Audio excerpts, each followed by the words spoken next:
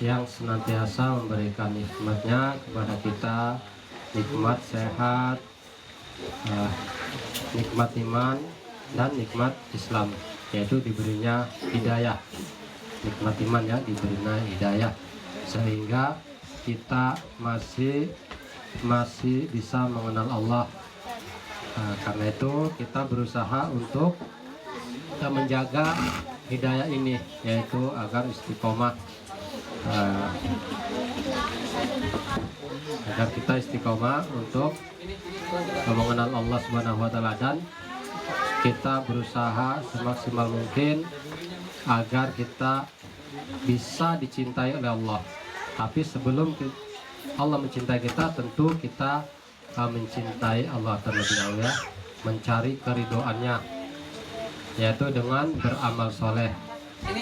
Nah, sebelum kita beramal soleh, tentu kita belajar terlebih dahulu, yaitu mempelajari kitabnya, yaitu kitab suci Al-Quran yang ada pada kita.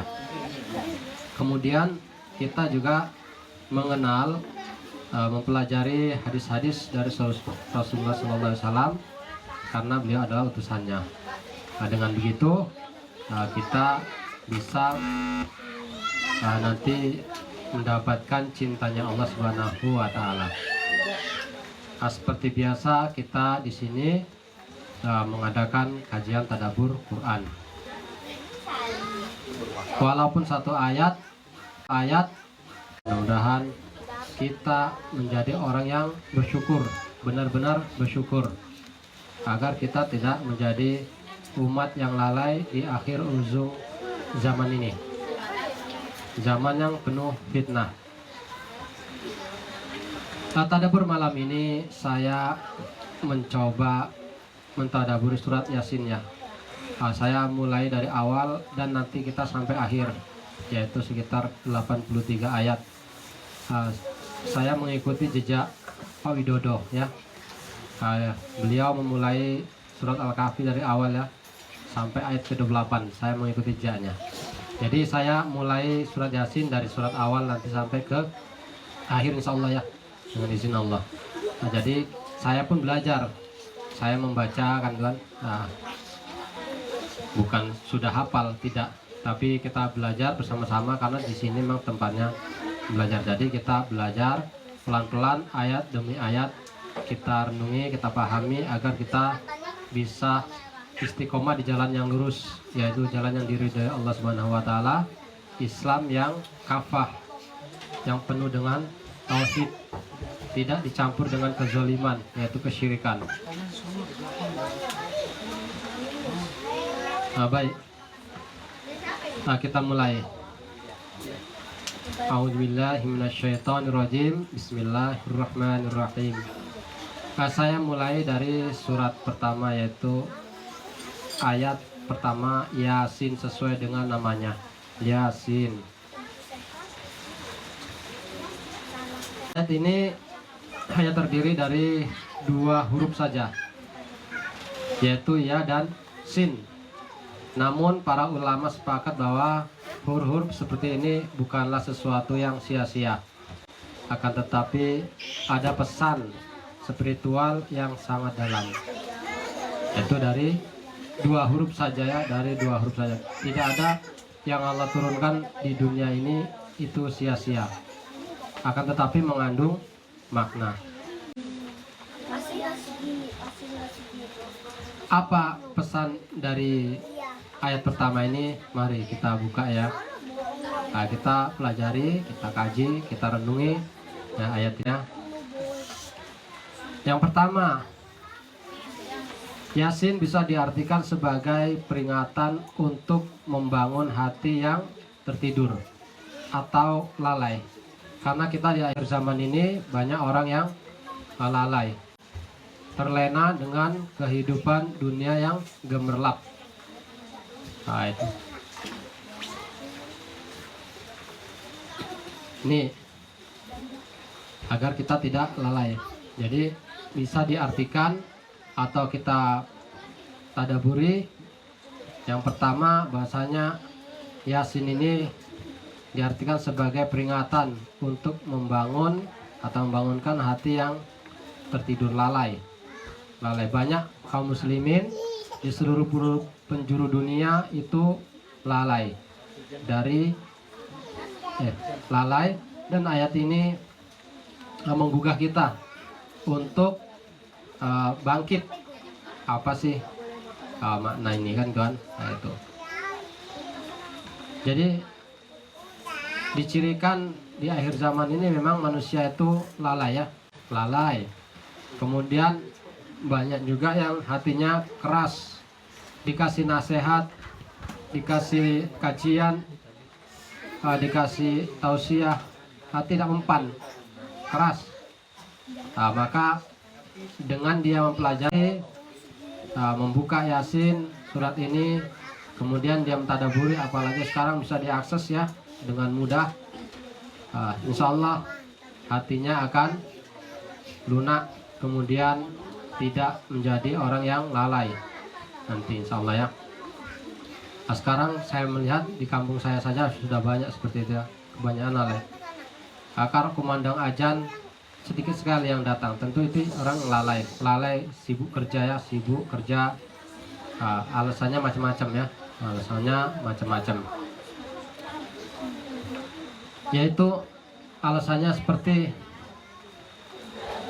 mungkin karena membiayai anak sekolah seperti itu, atau banyak yang ditanggung. Saya pernah gitu, ketika saya tanya kenapa Mas tidak puasa kan Tuhan, saya banyak tanggungan katanya.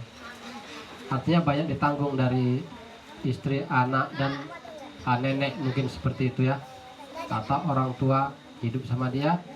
Nah, terakhir dia tidak puasa wajib ya, alasannya seperti itu, padahal kawannya bisa sama, kerjanya sama kan itu.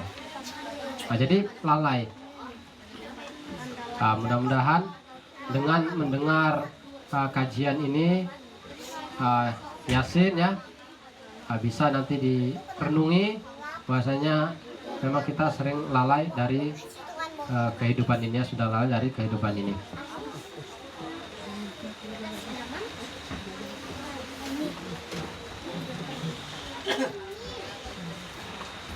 Surat yang ditulis apa?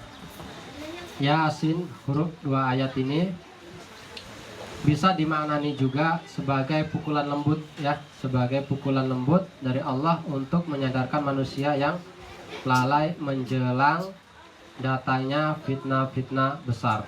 Bisa diartikan seperti itu juga ya. Itu sebagai pukulan yang lembut untuk menyadarkan manusia yang lalai menjelang di akhir zaman ini bahwasanya ada fitnah-fitnah besar. Kan itu. Sebelum fitnah besar yang sangat besar seperti kemunculan Dajjal dan Ya'juj Ma'juj, Allah memperingatkan dengan halus melalui wahyu, yaitu dengan surat Yasin. Jika mau mentadaburi surat Yasin, yaitu ayat pertama ini, bisa kita tadabbur ya.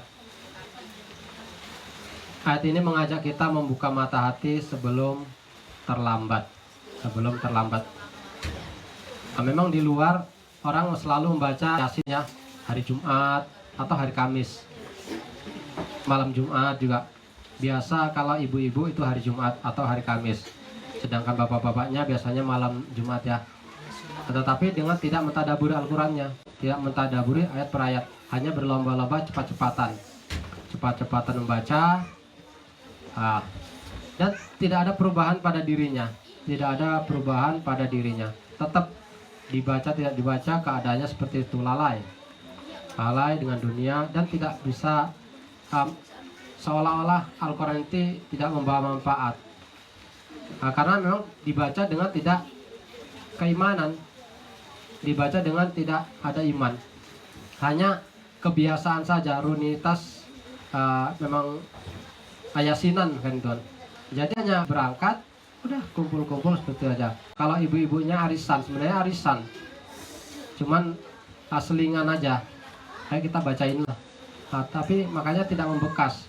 Al-Quran itu tidak membekas pada dirinya. Seharusnya orang yang membaca surat Yasin setiap hari Jumat atau malam Jumat itu berbekas dan menambah keimanan mereka, karena Al-Quran itu diturunkan untuk keimanan kita, seperti itu. Tetapi faktanya di mana-mana tidak ya, iman tidak bertambah, bahkan jauh merosot. Ketika ada hiburan, bahasanya hiburan itu mengadakan kesyirikan seperti di kuda lumping ya, kalau apa itu kan, kalau orang Jawa itu kuda lumping atau apa itu ikut aja, tidak, karena memang pelajarannya tidak ada, cuman dibaca aja berlomba-lomba, tidak dipahami, makanya tidak membekas. Tidak ada bekas-bekas bacaan itu. Jadi baiknya kita mentadaburi Al-Quran ini, yaitu dari surat Yasin ya. Kemudian yang kedua, huruf muqatta'ah. Ini termasuk surat huruf muqatta'ah ya, huruf-huruf yang terpisah atau satu-satu, yaitu sebagai simbol bahwa akan datang masa ketika kebenaran tak dipahami oleh orang-orang yang benar, yaitu kebenaran telah kabur dari orang-orang. Sungguh ironis ya. Huruf-huruf yang maknanya tidak diketahui manusia mengingatkan bahwa akan datang masa ketika manusia kehilangan kemampuan memahami kebenaran kecuali yang dijaga Allah hatinya. Kecuali hanya orang-orang yang dijaga hatinya. Selain dari itu lepas, tidak memahami.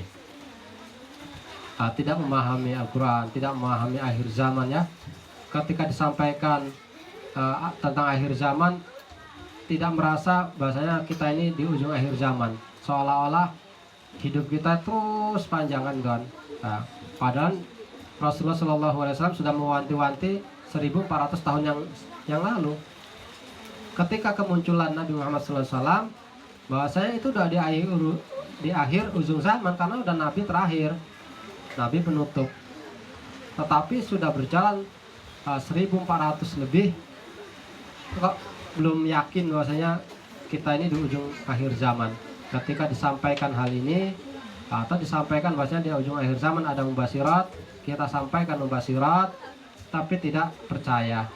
Ini belum akhir zaman, masih banyak orang yang sholat, masih banyak orang yang berzikir, bahkan penghafal Quran masih banyak. Tapi faktanya penghafal Quran pun banyak yang lalai, hanya hafal saja. Seperti itu. Ada sebuah hadis ya,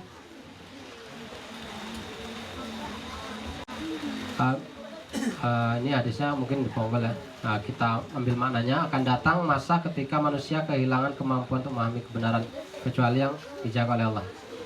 Hadisnya mungkin kita ambil poinnya aja, bahasanya nanti di akhir zaman, memang kita sekarang ini banyak ilmu diangkat. Ini terbukti ya, sudah diangkat. Kalau memang ilmu tidak diangkat, umat Islam itu tidak terpecah belah ya. Tetapi faktanya terpecah belah, tidak bisa akur sampai sekarang, karena sombong dengan ilmu. Artinya ilmu yang pada mereka itu walau dipelajari tidak ada berkah, yang ada hanya sombongan, ego pribadi, seperti itu. Di akhir zaman itu banyak ulama wafat. Iya, memang sudah diwafatkan Allah. Makanya yang ada sekarang hanya dai-dai biasa kan, bukan benar-benar ulama kan itu. Karena kalau ulama dalam surat apa ya, Al-Fatir ya, bahasanya ulama adalah orang yang paling takut kepada Allah. Innallaha yakhshallaha min ibadihil ulama, kan itu. Jadi yang takut itu ulama, seharusnya ulama itu takut. Nah sekarang ulama kita lihat tidak takut ya. Bisa ulama sudah diakui ulama jamaah oleh jamaahnya korupsi, ada kan itu kan itu. Ada ulama diakui oleh jamaahnya berbuat syirik, kan itu. Ini berarti kan kalau kita bilang ulama hanya casingnya saja, casingnya bagus kan, penampilannya bagus, pakai kopiah atau pakai sorban, pakai koko atau pakai baju jubah kan kan, hanya casingnya saja. Tetapi zohirnya kelihatan ulama, tetapi hatinya tidak ulama, kan itu. Nih.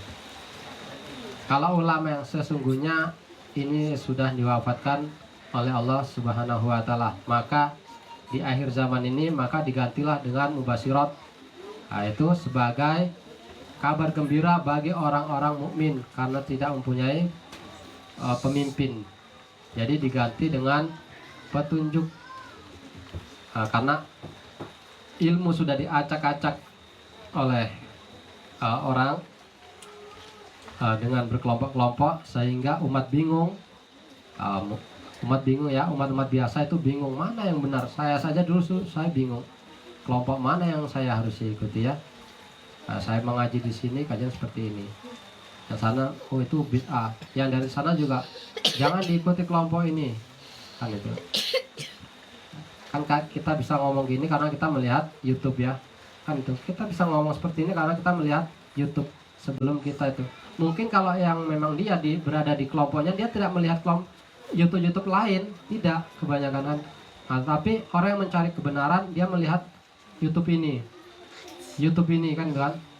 Nah, YouTube dari NU, YouTube dari Salafi, YouTube dari Jamaah Tabligh, saya melihat itu kan kan. Saya lihat. Siapa kalau dari Jamaah Tabligh, ustadznya sih Sulaiman apa? Dari gitu ya. Itu yang terkenal sekarang ya. Nah, saya melihat kalau dari NU banyak ya, kayak Ustadz apa ya? Bukan Abu Somad yang terkenal itu kan, nanti Abu Yahya kan. Kalau dari Salafi juga banyak ya, banyak juga. Ya saya sepertinya waktunya sudah habis. Nanti kita lanjutkan, masih panjang pembahasan untuk Yasin yang ayat pertama ini ya. Nanti kita masih ada poin-poinnya. Tadi baru 2 ya, baru 2. Nanti kita masih 3, masih banyak. Besok insya Allah pertemuan kedepannya kita masih mengulang, yaitu mentadaburi ayat pertama dari surat Yasin ini ya, karena masih panjang. Kita cukupkan sampai di sini, dan diingatkan kembali kepada para pemirsa, siapa saja yang mendengar, bahwasanya Gaza akan mengadakan seminar blueprint dan roadmap Indonesia dan dunia ya. Insya Allah tanggal 10 Desember yang diadakan di Jakarta Timur, Pondok Gede. Kebalik katanya ya, Pondok Gede Jakarta Timur gitu ya. Ya nggak apa-apa lah, yang penting ya kita memang tidak fasih ya. Memang ada ustadz-ustadz yang fasih, tapi ya kita lihat tidak seperti ulama ya gitu. Walaupun pengucapannya fasih, kita melihat di YouTube kan seperti itu prakteknya ya. Nah, terima kasih kita ucapkan subhanakallahumma wa bihamdika asyhadu an la ilaha illa anta astaghfiruka wa atubu ilaik.